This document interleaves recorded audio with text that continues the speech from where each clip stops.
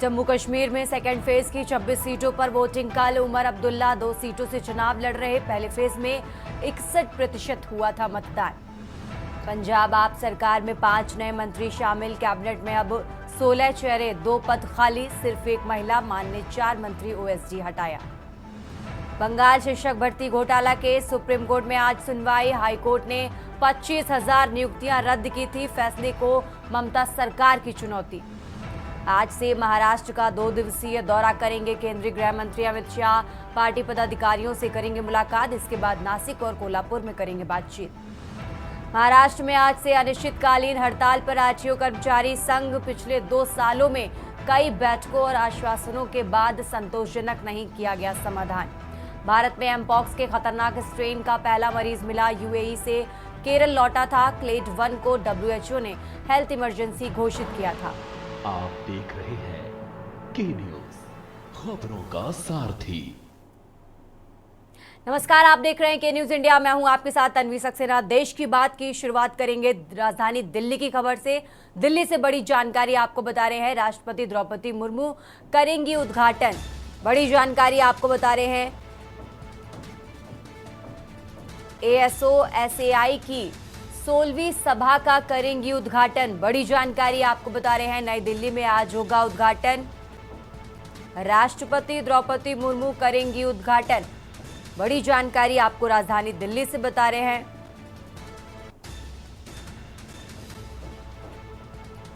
और इस दौरान पारदर्शिता और बुनियादी ढांचे पर चर्चा भी होगी। बड़ी जानकारी राजधानी दिल्ली से आपको बता रहे हैं। आज राष्ट्रपति द्रौपदी मुर्मू करेंगी उद्घाटन।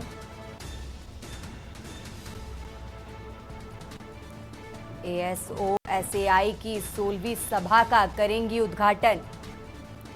नई दिल्ली में आज होगा उद्घाटन कार्यक्रम।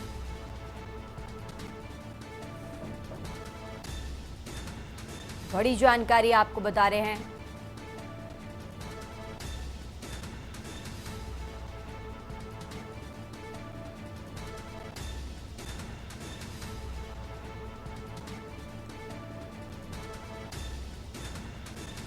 राजधानी दिल्ली से बड़ी जानकारी आपको बता रहे हैं। नई दिल्ली में आज उद्घाटन कार्यक्रम होगा और राष्ट्रपति द्रौपदी मुर्मू उद्घाटन करेंगी। साथ ही पारदर्शिता और बुनियादी ढांचे पर चर्चा भी करती नजर आएंगी राष्ट्रपति द्रौपदी मुर्मू।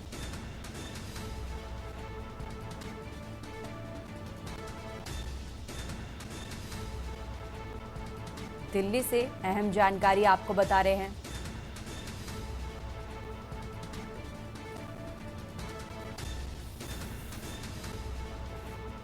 बड़ी जानकारी आपको बता रहे हैं। राष्ट्रपति द्रौपदी मुर्मू करेंगी उद्घाटन।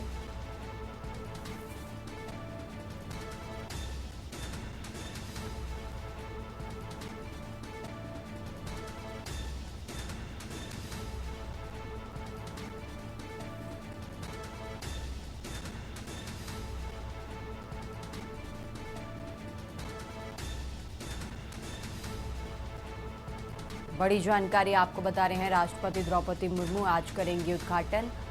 ASOSAI की 16वीं सभा का आज करेंगी उद्घाटन। साथ ही नई दिल्ली में आज होगा उद्घाटन कार्यक्रम। बड़ी जानकारी आपको बता रहे हैं। और होगी पारदर्शिता और बुनियादी ढांचे पर चर्चा।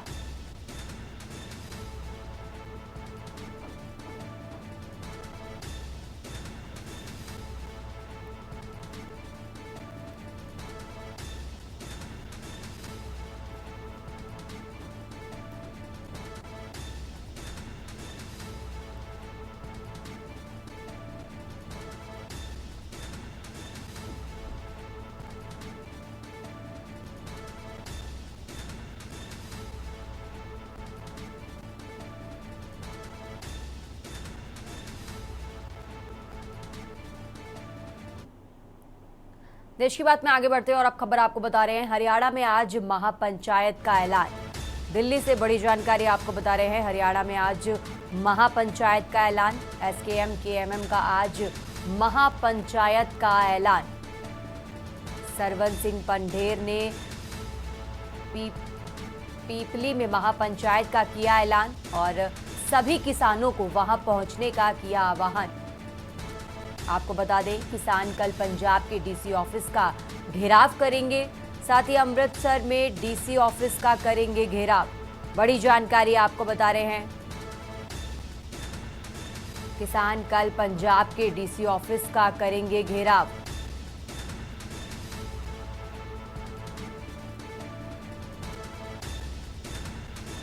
अहम जानकारी आपको बता रहे हैं, हरियाणा में आज महापंचायत का ऐलान। एसकेएम केएमएम का आज महापंचायत का ऐलान। सरवन सिंह पंढेर ने पीपली में महापंचायत का किया ऐलान।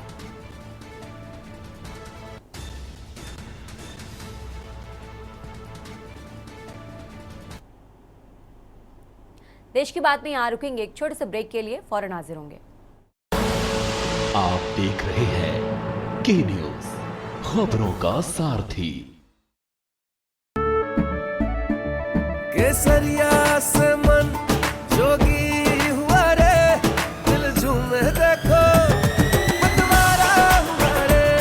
केसरिया से मन जोगी हुआ। हर पल बनाओ केसरिया विमल, बोलो जुबान केसरी।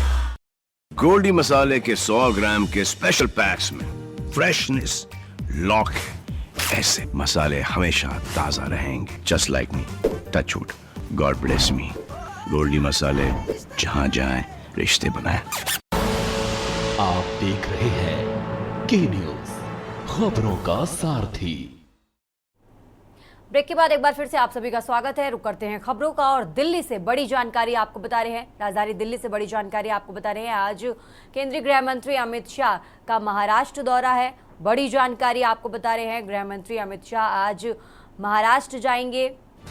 दिल्ली से बड़ी जानकारी आपको बता रहे हैं, 2 दिवसीय दौरे में जारी रहेगा पार्टी के बैठकों का दौर। विधानसभा चुनाव को लेकर कार्यकर्ताओं से करेंगे बातचीत। बड़ी जानकारी आपको बता रहे हैं, नागपुर व छत्रपति संभाजी नगर में पदाधिकारियों से मिलेंगे केंद्रीय गृह मंत्री अमित शाह। और आपको बता दें, 2 दिवसीय महाराष्ट्र दौरे पर रहेंगे गृह मंत्री अमित शाह। आपको बता दें, विधानसभा चुनाव को लेकर कार्यकर्ताओं से बातचीत करेंगे, क्योंकि आने वाले समय में महाराष्ट्र में भी विधानसभा चुनाव होने हैं और इसी को लेकर भारतीय जनता पार्टी अभी से अलर्ट मोड पर नजर आ रही है। गृह मंत्री अमित शाह 2 दिवसीय दौरे पर महाराष्ट्र पहुंचेंगे। साथ ही पार्टी के पदाधिकारियों से बातचीत करते नजर आएंगे। विधानसभा चुनाव को लेकर पार्टी के पदाधिकारियों से बातचीत करेंगे, वार्ता करेंगे और इस दौरान पार्टी में बैठकों का दौर भी जारी रहेगा। तो बड़ी जानकारी आपको बता रहे हैं, राजधानी दिल्ली से नागपुर व छत्रपति संभाजी नगर में पदाधिकारियों से मिलेंगे गृह मंत्री। बड़ी जानकारी आपको बता रहे हैं, दिल्ली से आने वाले विधानसभा चुनाव को लेकर कार्यकर्ताओं से बातचीत करेंगे गृह मंत्री अमित शाह।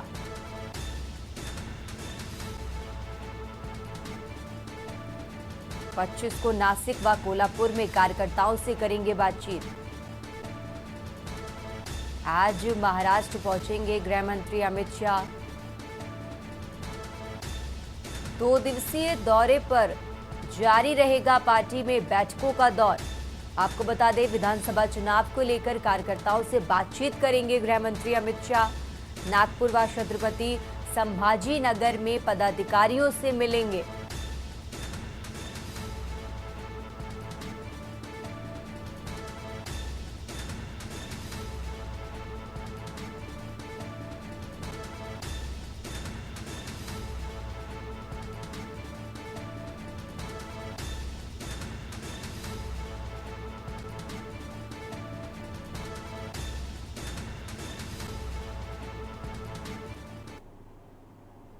चलिए बढ़ते हैं आगे खबरों में और अब बात कर रहे हैं राजधानी लखनऊ की, जहां लखनऊ से अहम जानकारी आपको बता रहे हैं। यूपी में आईएएस अफसरों का हुआ तबादला। आनंद कुमार शुक्ला सीडीओ अंबेडकर नगर बनाए गए। एक एक करके हम नाम भी आपको बता रहे हैं। प्रणत ऐश्वर्या प्रबंध निदेशक यूपी जल निगम ग्रामीण बने। उमेश प्रताप सिंह विशेष सचिव पिछड़ा वर्ग कल्याण विभाग बनाए गए हैं। बड़ी जानकारी आपको बता रहे हैं।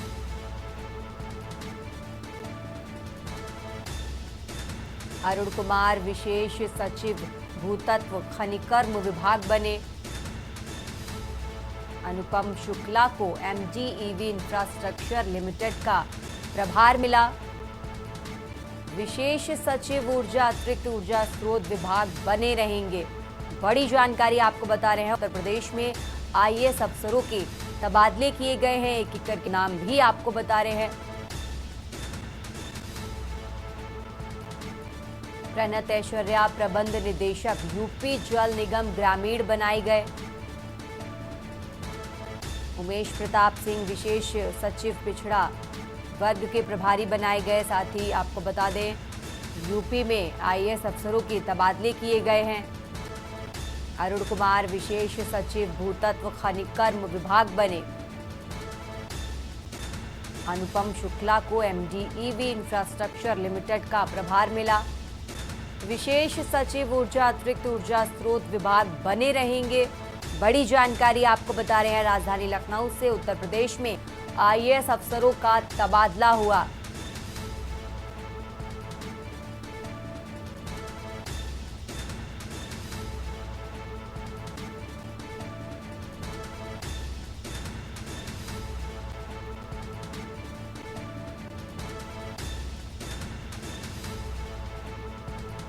राजधानी लखनऊ से बड़ी जानकारी आपको बता रहे हैं। उत्तर प्रदेश में कई IAS अफसरों के तबादले किए गए। एक एक करके हमने नाम भी आपको बताए।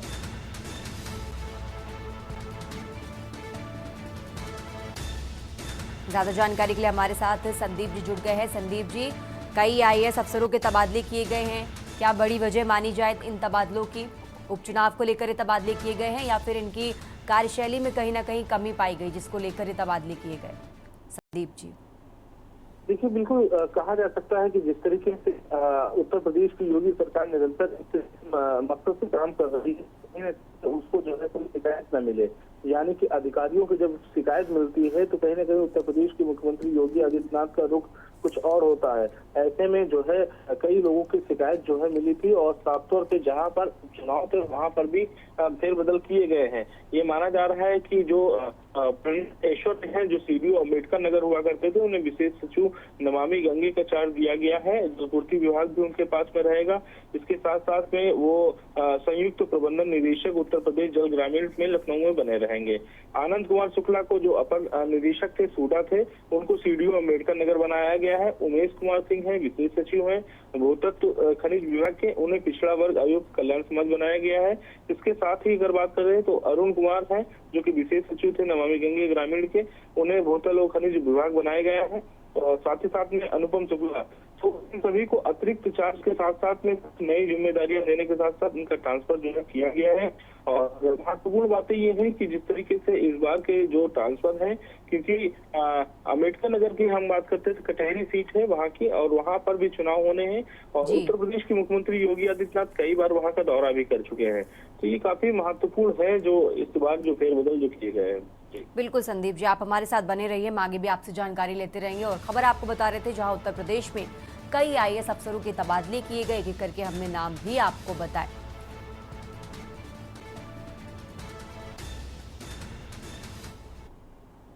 खबरों का सिलसिला लगातार जारी रहेगा। यहां रुकेंगे एक छोटे से ब्रेक के लिए, फौरन हाजिर होंगे। आप देख रहे हैं के न्यूज, खबरों का सारथी। देश की बात में एक बार फिर से हाजिर है। रुक करते हैं खबरों का और बड़ी जानकारी आपको बता रहे हैं। आज बलिया आएंगी राज्यपाल आनंदीबेन पटेल। JNCU के दीक्षांत समारोह में होंगी शामिल। बड़ी जानकारी आपको बता रहे हैं। JNCU के दीक्षांत समारोह में आज शामिल होंगी। विश्वविद्यालय के प्रशासनिक भवन का उद्घाटन करेंगी राज्यपाल। 42 मेधावियों को गवर्नर के हाथों मिलेगा स्वर्ण पदक। बड़ी जानकारी आपको बता रहे हैं। आपको बता दें पद्मश्री डॉक्टर रामचेत चौधरी होंगे समारोह के मुख्य अतिथि। इस दौरान कई प्रतियोगिताएं के विजेताओं को किया जाएगा सम्मानित।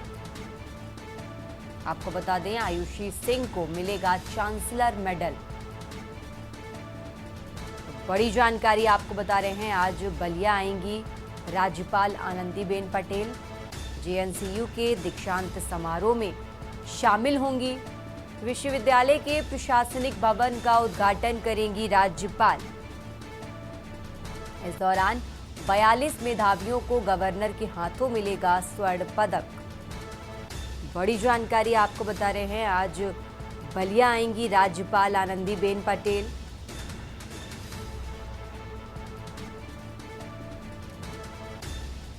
कई प्रतियोगिताओं के विजेताओं को किया जाएगा सम्मानित।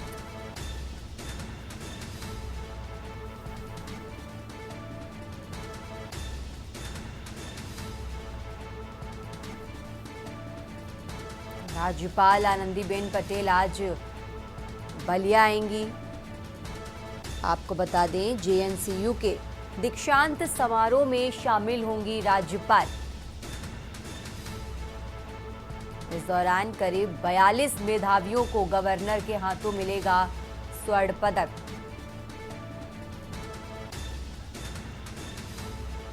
ज्यादा जानकारी के लिए हमारे साथ कृष्णकांत पांडे जुड़ गए हैं। कृष्णकांत, कितने बजे तक गवर्नर के बलिया पहुंचने की उम्मीद है? क्या कार्यक्रम को लेकर क्या कुछ तैयारियां की जा रही हैं कृष्णकांत?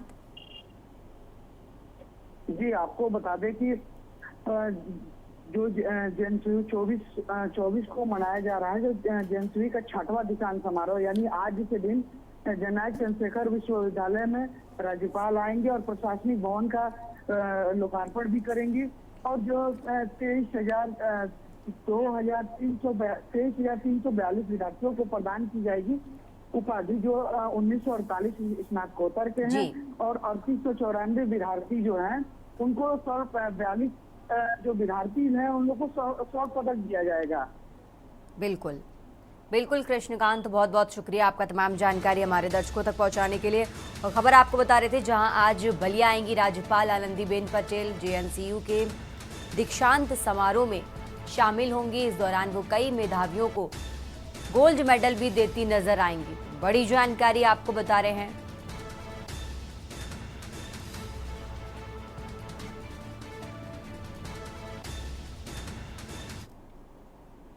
बढ़ते आगे खबरों में राजधानी लखनऊ की बात कर रहे हैं। लखनऊ से बड़ी जानकारी आपको बता रहे हैं, जहर पीने वाली महिला पर एफआईआर। लखनऊ के गौतमपल्ली थाने में दर्ज हुई एफआईआर। फिरोजाबाद के शिकोहाबाद की रहने वाली है महिला।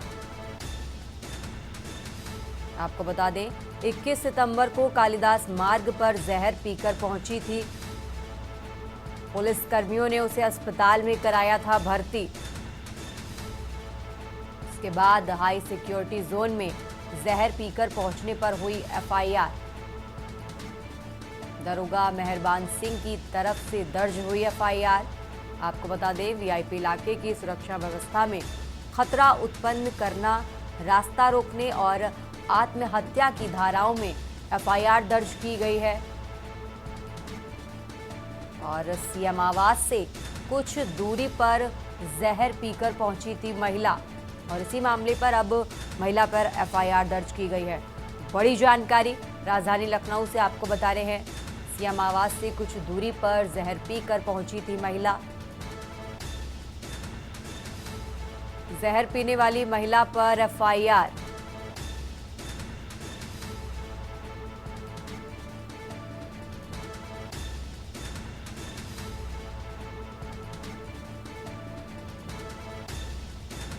राजधानी लखनऊ से अहम जानकारी आपको बता रहे हैं।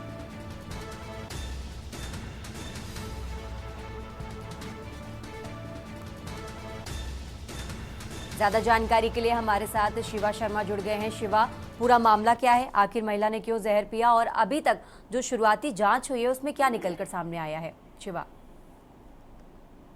देखिए, लखनऊ में 21 सितंबर को सीएम आवास के कुछ ही दूरी पर कालिदास मार्ग पर एक फिरोजाबाद के शिकोहाबाद थाना क्षेत्र की रहने वाली रुखसाना महिला जो थी, वो उसने सुसाइड करने का प्रयास किया था और जहरीला पदार्थ खा करके उसने पुलिस पर यानी कि शिकोहाबाद शासन प्रशासन पर लापरवाही का आरोप लगाया था कि उसका जो घरेलू विवाद है, उसका जो उसके घर के परिजनों से जो विवाद है उसको पुलिस सॉर्ट आउट नहीं कर पा रही है।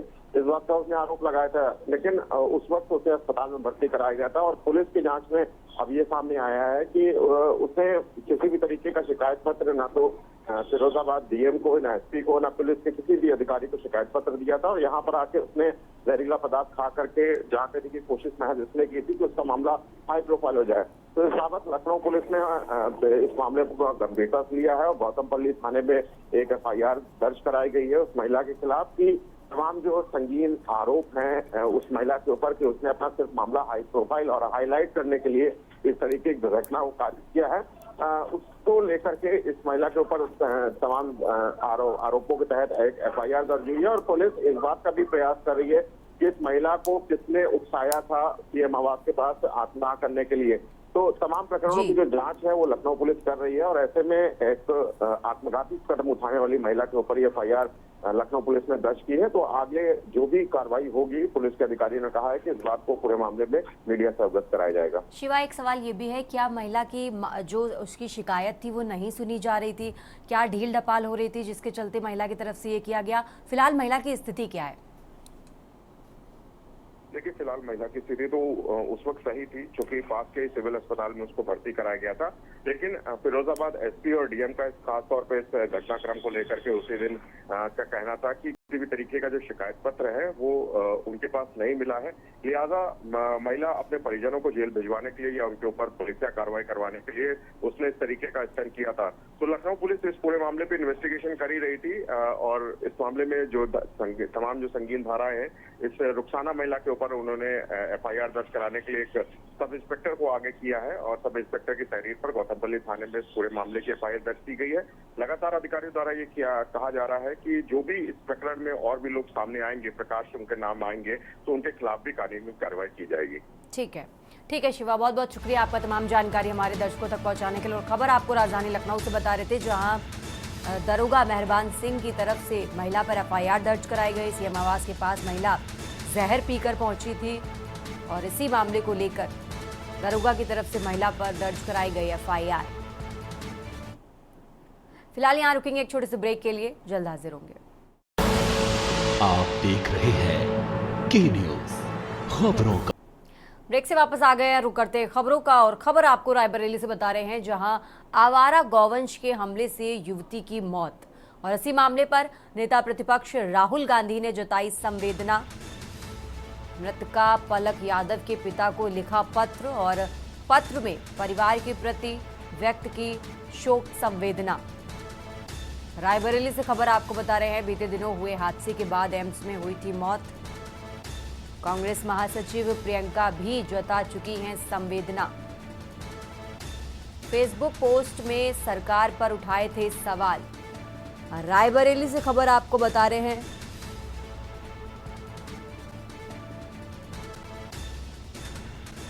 कांग्रेस महासचिव प्रियंका भी जता चुकी हैं संवेदना और अब नेता प्रतिपक्ष राहुल गांधी ने परिवार के प्रति शोक संवेदना व्यक्त की। जहां आवारा गौवंश के हमले से युवती की मौत के मामले में नेता प्रतिपक्ष राहुल गांधी ने शोक संवेदना व्यक्त की। रायबरेली से खबर आपको बता रहे हैं, मृतका पलक यादव के पिता को लिखा पत्र और इस पत्र में परिवार के प्रति व्यक्त की शोक संवेदना। बड़ी जानकारी रायबरेली से आपको बता रहे हैं, जहां आवारा गौवंश के हमले से युवती की मौत का मामला और इसी मामले पर अब नेता प्रतिपक्ष राहुल गांधी ने पत्र लिखकर पिता को पत्र लिखकर परिवार के प्रति शोक संवेदना व्यक्त की है। आपको बता दें, इसी मामले पर प्रियंका गांधी भी शोक व्यक्त कर चुकी हैं।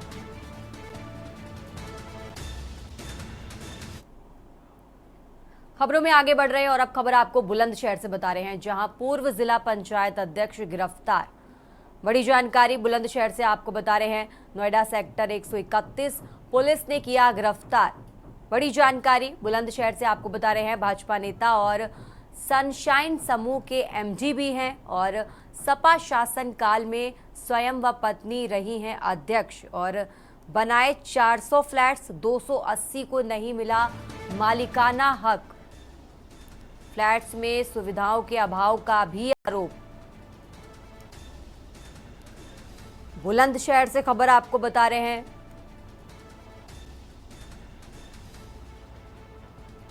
पूर्व जिला पंचायत अध्यक्ष गिरफ्तार। बड़ी जानकारी बुलंदशहर से आपको बता रहे हैं।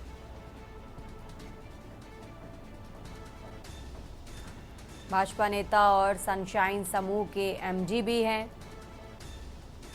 सपा शासनकाल में खुद व पत्नी रह चुकी हैं अध्यक्ष। भाजपा नेता और सनशाइन समूह के एमडी भी हैं। बुलंदशहर से बड़ी जानकारी आपको बता रहे हैं।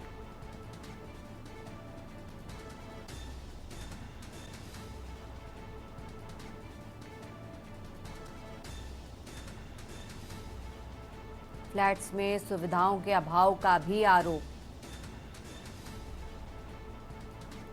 बुलंदशहर से खबर आपको बता रहे हैं। पूर्व जिला पंचायत अध्यक्ष गिरफ्तार। नोएडा सेक्टर 131 पुलिस ने किया गिरफ्तार।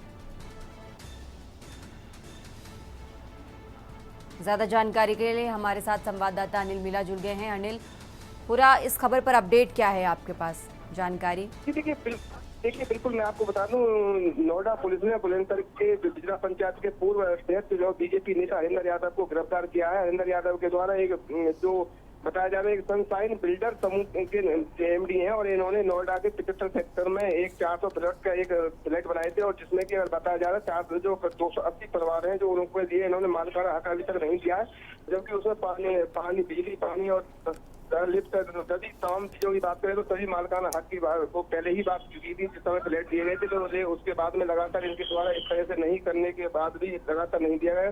और बात किया थाना सेक्टर 131 में पुलिस इनके खिलाफ मुकदमा दर्ज हुआ था, तो इनको बुलंदशहर में से नोएडा की पुलिस ने गिरफ्तार किया। गिरफ्तार करने के बाद में अगर बात की जा रही है तो इनकी जो पत्नी है पहले जिला पंचायत अध्यक्ष रह चुकी है और ये भी पूर्व जिला पंचायत अध्यक्ष है। अब फिलहाल की बात करें बीजेपी के नेता है, तो इसको लेकर कहीं ना कहीं जो बीजेपी के जो नेता है उनमें कहीं ना कहीं हड़कंप जरूर मचा है और जो इनकी जो जांच की जा रही है कि आखिरकार इन्होंने इतने फ्लैट दिए थे लोगों को, पैसा भी पूरा वसूल किया गया है और उनके द्वारा मालिकाना हक न देना कहीं ना कहीं चिंता का विषय है, क्योंकि करोड़ों रुपए का घपला भी इसमें देखने को मिल रहा है।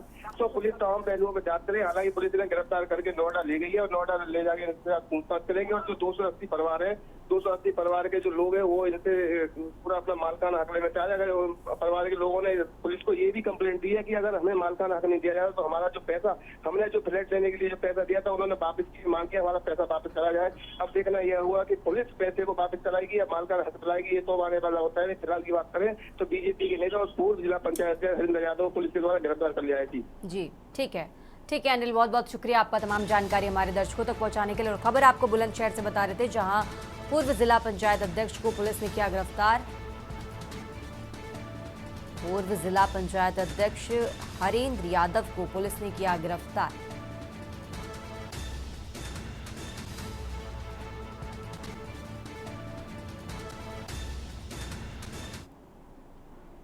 चलिए बढ़ते आगे खबरों में और अब बात कर रहे हैं रायबरेली की। रायबरेली से बड़ी जानकारी आपको बता रहे हैं। दबंगों ने घर में घुसकर युवक पर बोला हमला। चाकू से हमला व आगजनी किए जाने का मामला।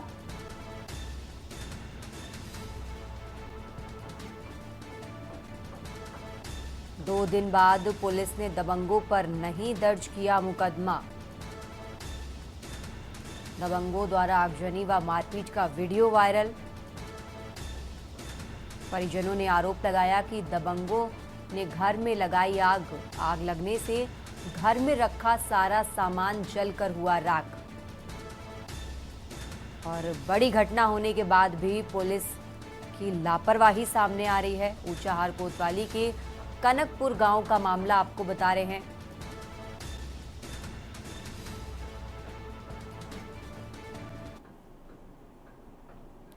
बढ़ते आगे खबरों में, शाहजहांपुर के मदनापुर कस्बे थाने के सामने दिन दहाड़े दबंगई का नजारा देखने को मिला। पैसे के लेन देन को लेकर हुए विवाद में दबंगों ने खुलेआम शस्त्र लहराए और फायरिंग कर दी। इस घटना का वीडियो सोशल मीडिया पर वायरल हो रहा है, जिसमें दबंगों को थाने के गेट के सामने शस्त्र लहराते हुए और फिर अपनी स्कॉर्पियो गाड़ी में फरार हो गए। विवाद में कई राउंड फायरिंग की गई। हमले में लोग बाल बाल बच गए। फायरिंग करने वाले आरोपी अपनी स्कॉर्पियो गाड़ी में फरार हो गए। पुलिस ने मामला दर्ज कर जांच में जुट गई है।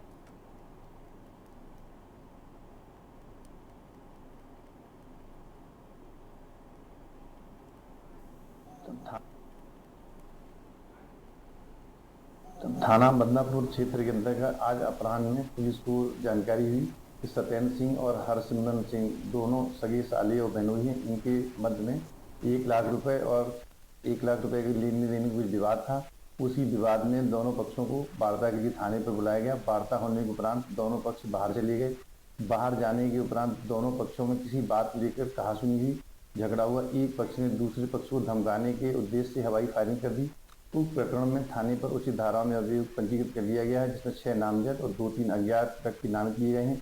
उनकी गिरफ्तारी के लिए 2 टीमें बना दी गई हैं, जिसमें लगातार दबिश दी जा रही है। शीघ्र ही गिरफ्तारी की जाएगी।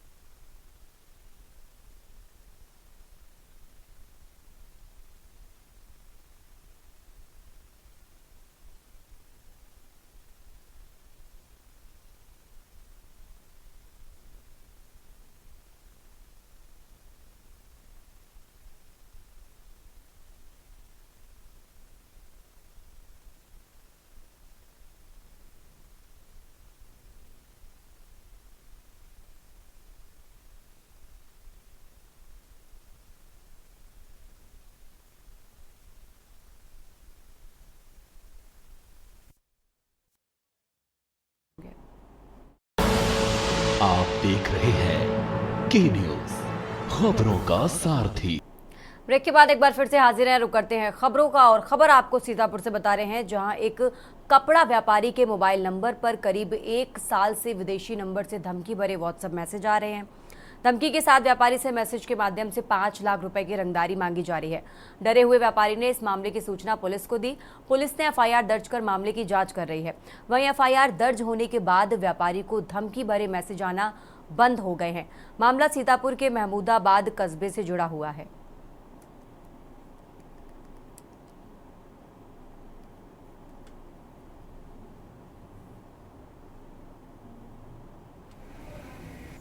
मेरे साथ व्हाट्सएप पर रंगदारी का मैसेज आ रहा है। 5 लाख रुपए की मांग हो रही है। इसकी एफआईआर हमने महमूदाबाद थाने में दी थी 30/8/24 को, लेकिन उसमें अभी तक कोई उचित कार्रवाई नहीं हो पाई है। इसके लिए आज हम लोग गए थे सीतापुर, एडिशनल एसपी साहब से मुलाकात हुई है। इसमें कुछ उचित कार्रवाई की जाए। इससे क्या आप डरे हुए हैं, सहमे हुए हैं, कैसा महसूस हो रहा है? रंगदारी मांगी जा रही है। हम सब लोग डरे हैं। बैठ पा रहे हैं, नहीं बैठ पा रहे हैं। दुकान पे बैठ पा रहे हैं, लेकिन सब लोग डरे सहमे हुए हैं। पहले मेरे पे मैसेज आते थे, अब पापा वाले पे भी आ रहे हैं, भाई वाले पे भी आ रहे हैं। पूरा परिवार डरा सहमा है और मेरा पूरा कार्य बाधित है। इस समय कहीं भी जा नहीं पा रहे हैं। खबरों में आगे बढ़ते और अब बात कर रहे हैं गाजीपुर की, जहां 1 लाख का इनामी बदमाश जाहिद उर्फ सोनू एसटीएफ और पुलिस की संयुक्त टीम से मुठभेड़ के दौरान मारा गया। मुठभेड़ में मारा गया बदमाश आरपीएफ जवानों की हत्या में फरार था। बीते महीने 20 अगस्त को गाजीपुर में आरपीएफ के 2 जवानों की हत्या में शामिल था। गहमर थाना क्षेत्र की बकैनिया गांव के पास आरपीएफ के दोनों जवानों के शव मिले थे। दोनों जवान पीडीडीयू रेलवे यानी यार्ड थाने में तैनात थे और बाड़मेर एक्सप्रेस से मोकामा ट्रेनिंग सेंटर जा रहे थे। शराब तस्करों ने आरपीएफ जवानों के साथ मारपीट कर हत्या कर दी थी और दोनों को ट्रेन से फेंक दिया था। आरपीएफ जवान प्रमोद सिंह जावेद अहमद की शराब तस्करों ने हत्या करने के बाद फरार हो गए। हत्या के मामले में 5 बदमाश पहले से ही गिरफ्तार हो चुके हैं, जबकि एक बदमाश मुठभेड़ में घायल होने के बाद गिरफ्तार किया गया था। वहीं मुठभेड़ में मारे गए बदमाश मोहम्मद जाहिद उर्फ सोनू पर 1 लाख का इनाम घोषित था। मुठभेड़ में मारा गया बदमाश बिहार के पटना जिले के फुलवारी शरीफ का रहने वाला था। मुठभेड़ में पुलिस के 2 कांस्टेबल भी घायल हुए। घायल जवानों का स्थानीय सीएचसी में इलाज चल रहा है।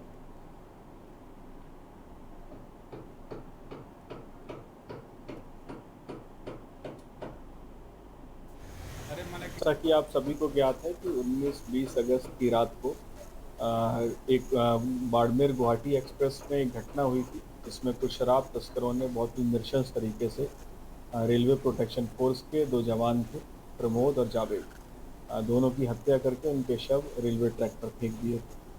उसके बाद से तत्काल जनपद गाजीपुर पुलिस, एसटीएफ एवं जीआरपी सभी लोग उस केस में लगे हुए थे और कुछ दिन बाद उस घटना का अनावरण हुआ था और 4 अभियुक्त, उसमें से एक मुठभेड़ हुई थी, 4 अभियुक्त जेल भेजे गए थे। उसके बाद 2 अभियुक्त और जेल जा चुके हैं, जिसमें अभी हाल ही में 50,000 का इनामी बदमाश, वो भी मुठभेड़ के उपरांत घायल होने के बाद रवि, वो जेल गया था। इसी प्रकरण में एक जो घटना का मुख्य साजिश करता था, जिसके द्वारा ये घटना कारित की गई थी, सोनू उर्फ जाहिद, जो कि फुलवारी शरीफ पटना का रहने वाला है और उस पर 1 लाख का इनाम घोषित हुआ था। खबरों में आगे बढ़ते हैं। आम आदमी पार्टी के राष्ट्रीय संयोजक अरविंद केजरीवाल ने सिरसा के डबवाली विधानसभा से आम आदमी पार्टी के उम्मीदवार कुलदीप गदराना के समर्थन में रोड शो किया। इस दौरान उमड़ी लोगों की भीड़ ने पुष्प वर्षा कर अरविंद केजरीवाल का भव्य स्वागत किया। रोड शो को संबोधित करते हुए अरविंद केजरीवाल ने कहा कि इन्होंने मुझे 5 महीने झूठे केस में जेल में डाल दिया था।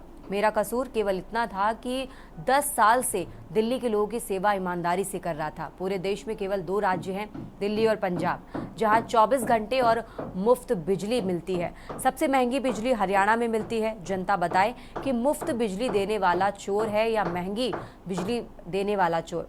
अरविंद केजरीवाल ने अपने संबोधन में बिना नाम लिए परिवारवाद की राजनीति पर भी प्रहार किया और कहा कि सबसे जरूरी बात यह है कि डबवाली पर एक ही परिवार का कब्जा हो गया है। उसी परिवार का टिकट इस पार्टी से टिकट और दूसरे बेटे को दूसरी पार्टी से टिकट, जिसको मर्जी वोट दे, सीट एक ही परिवार को जाएगी।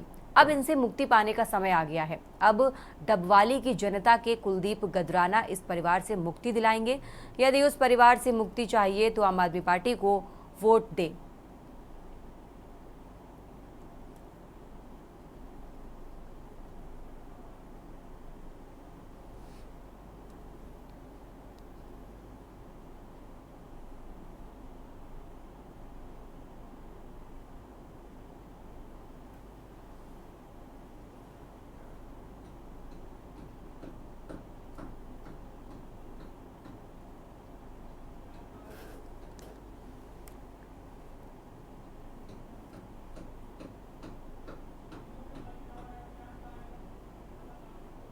खबरों में आगे बढ़ते राजधानी लखनऊ से बड़ी खबर आपको बता रहे हैं।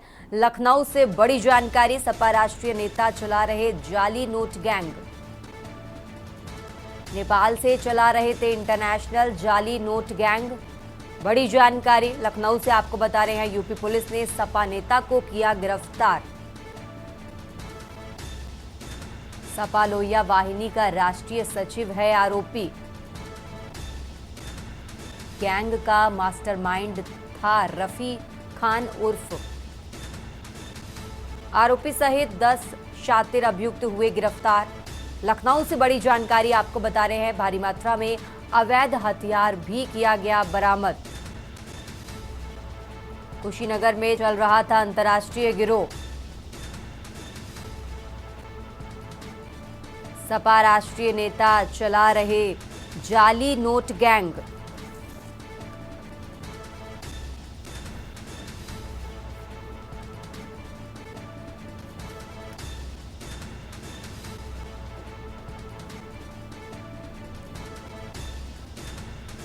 बड़ी जानकारी राजधानी लखनऊ से आपको बता रहे हैं।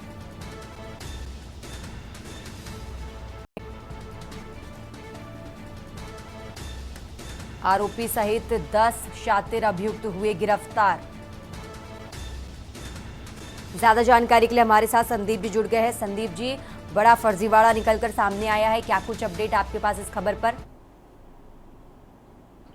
देखिए, कुशीनगर की अगर हम बात करते हैं तो यहाँ पर जाली नोटों का कारोबार करने वाले एक व्यक्ति को गिरफ्तार किया है और उनके साथ ही साथ उसके पूरे गिरोह का पर्दाफाश जो है उत्तर प्रदेश की पुलिस ने अब तक कर दिया है।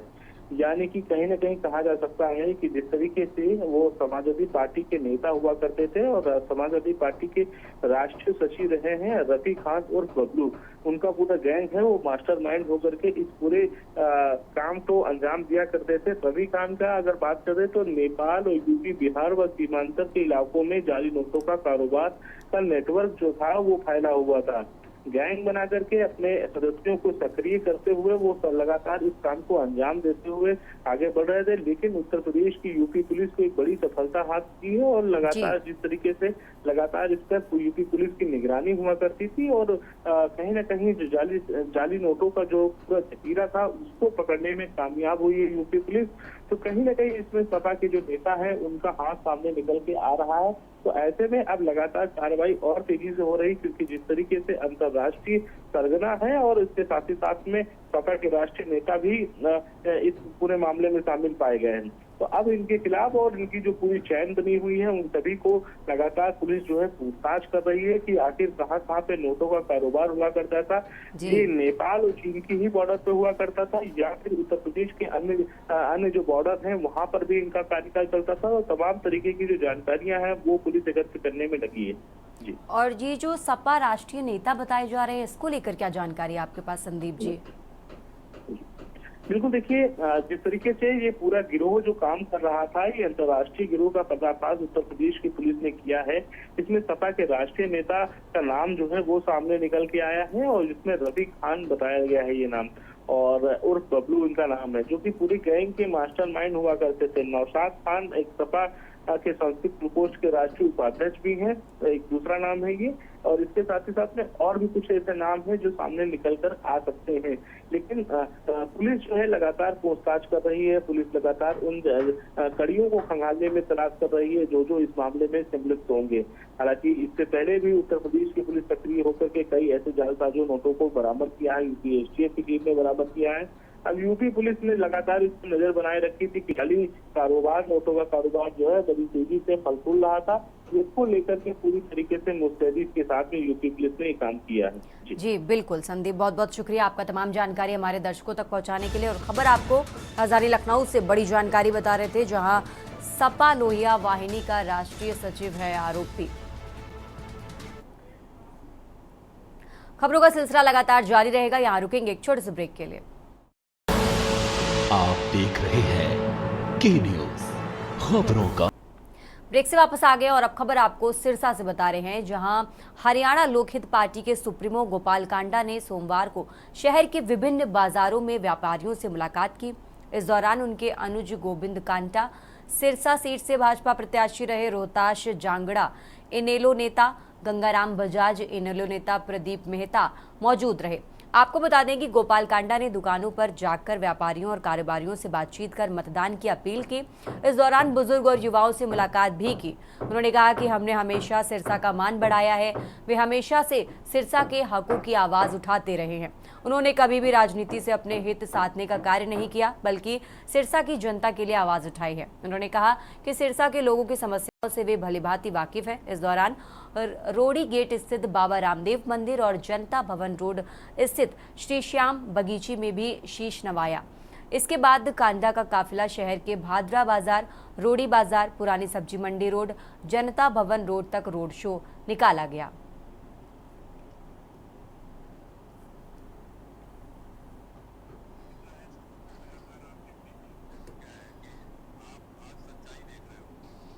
शहर के लोग हैं, ये सिरसा का प्यार है, ये शहर के लोग हैं। ऐसा नहीं है कि बाहर से आए हुए जो 200 लोग हैं। कल आपने देख ही लिया जो भगत सिंह चौक पे और इतने बड़े एक नेता की रैली, वो भगत सिंह चौक में, वो भी क्या था आपको पता ही चल गया कि क्या है। शहर एक तरफा पूरा अपना प्यार, समर्थन और आशीर्वाद दे रहा है और बहुत बड़ी जीत होगी एक तरफा। देश की बात में आप बात कर रहे हैं गुरुग्राम की, जहां बादशाहपुर विधानसभा क्षेत्र से कांग्रेस प्रत्याशी वर्धन यादव के लिए बीते दिन शाम को झाड़सा गांव में आशीर्वाद सभा आयोजित की गई। सभा में पूर्व सीएम भूपेंद्र सिंह हुड्डा, प्रदेश अध्यक्ष उदय भान सहित कई नेताओं ने शिरकत की। इस अवसर पर भूपेंद्र हुड्डा को गदा भेंट किया गया। सभा में 36 बिरादरी की तरफ से युवा शक्ति ने प्रत्याशी वर्धन यादव को 5,51,000 रुपए का मुकुट पहनाया। सभा को संबोधित करते हुए पूर्व सीएम भूपेंद्र सिंह हुड्डा ने कहा कि बादशाहपुर और गुड़गांव से वर्धन यादव व मोहित ग्रोवर को जिताकर भेजो, फिर मजबूत सरकार हम बनाएंगे। हुड्डा ने भाजपा सरकार पर हमलावर होते हुए कहा कि इस सरकार ने बातें तो बड़ी की हैं लेकिन काम नहीं किए। 2 बूंद बारिश में गुड़गांव जाम हो जाता है। सरकार ने ठेके दिए, काम नहीं करवाए, भ्रष्टाचार खुलकर किया। डिजिटल के नाम पर हरियाणा की जनता को परेशान किया और परिवार पहचान पत्र को परमानेंट परेशानी पत्र बताते हुए कहा कि लोग खूब परेशानी इसके लिए झेल रहे हैं। वहीं प्रदेश अध्यक्ष उदय भान ने बादशाहपुर विधानसभा क्षेत्र के लोगों से कहा कि कांग्रेस की सरकार आ रही है, इसमें साझा कर लो। आज तराजू आपके हाथ में है, आपको फैसला लेना होगा। आज हरियाणा प्रदेश की जनता आपकी तरफ देख रही है। उन्होंने कहा कि हरियाणा में कांग्रेस की जबरदस्त आंधी चल रही है। ये इस बात का संकेत है कि हरियाणा से भाजपा जा रही है, कांग्रेस की सरकार आ रही है।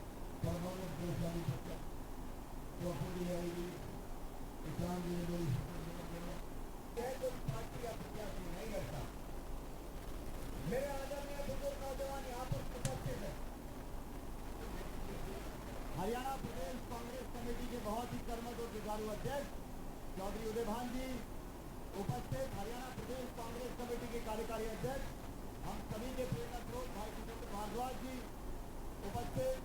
लेकिन उस कसरत की भरपाई आज वर्धन यादव को ज्यादा से ज्यादा वोट देकर जिताया।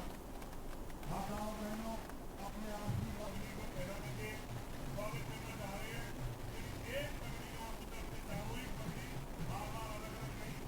और अब बात कर लेते हैं महाराष्ट्र विधानसभा चुनाव की। कुछ ही दिनों में महाराष्ट्र विधानसभा चुनाव की घोषणा की जाएगी। इस समय 2 राज्यों जम्मू कश्मीर और हरियाणा में चुनाव चल रहे हैं। इसके बाद चुनाव आयोग महाराष्ट्र और झारखंड राज्यों के चुनावों की घोषणा करने जा रहा है। इसको लेकर चुनाव आयोग ने तैयारियां शुरू कर दी हैं। इस बीच चुनाव आयोग महाराष्ट्र के 2 दिवसीय दौरे पर आएगा और तैयारियों की समीक्षा करेगा। सूत्रों के मुताबिक मुख्य चुनाव आयुक्त राजीव कुमार और चुनाव आयुक्त ज्ञानेश कुमार और सुखबीर सिंह संधू की समिति 27 और 28 सितंबर को महाराष्ट्र के 2 दिवसीय दौरे पर रहेंगे। सूत्रों ने यह भी जानकारी दी कि इस दौरे पर चुनाव आयोग की महाराष्ट्र टूर टीम 28 सितंबर को शाम 4:30 बजे मुंबई में प्रेस कॉन्फ्रेंस करेगी।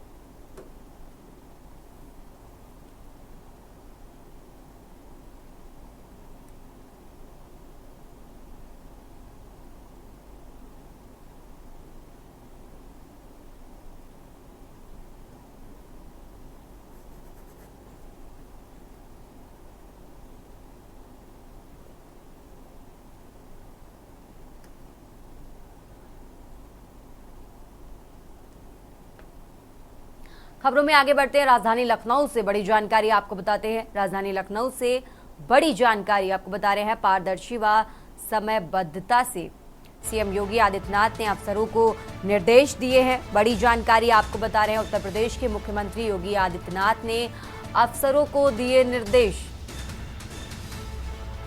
पुलिस भर्ती की तरह ही सभी परीक्षाएं कराने के दिए निर्देश।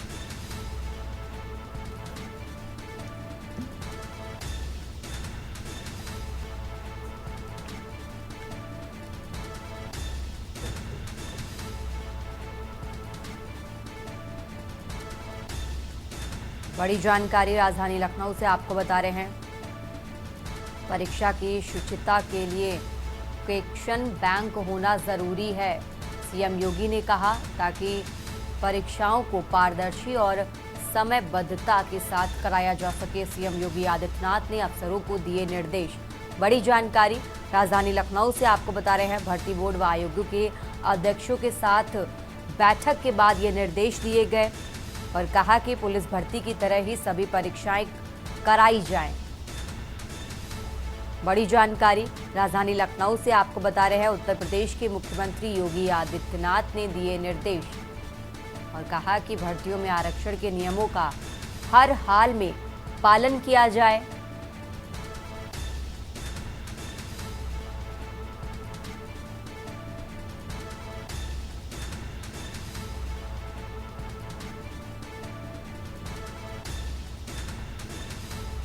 बड़ी जानकारी राजधानी लखनऊ से आपको बता रहे हैं। सीएम योगी आदित्यनाथ ने अफसरों को जारी किए निर्देश।